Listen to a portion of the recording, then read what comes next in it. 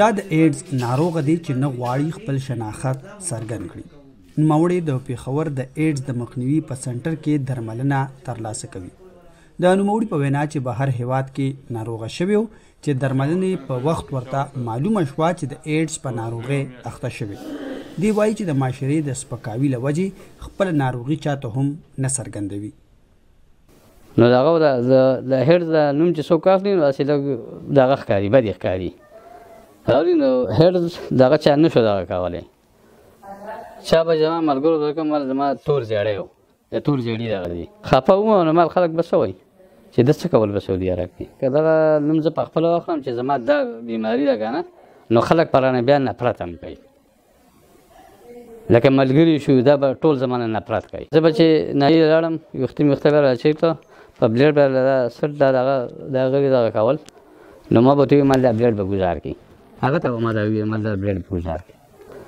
زما د مخې ګزار کوي دغه ته، ما داسې نه چې بل چا ته پیجامه کړم.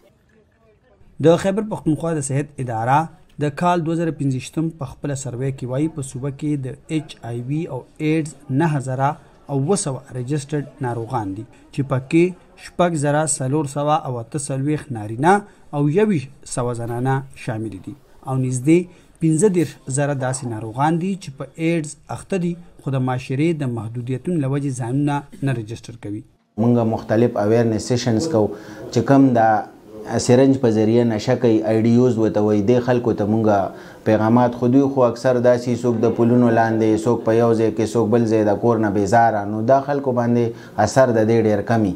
بل دا ټرانسجنډر چې کوم دي زموږ په معاشره کې چې کوم د نرخزیان دي دې ته موږ اویرنس سیشنز کوو، دوی له موږ ټسټونه کوو. نو دا خلک رو راوځي چې تاسو کوم وایي چې زیات شو، دا اول نه پټو خو خلک خبر شو نو راووتل ټسټونه وکړل نو موږ سره پیګر زیات شو.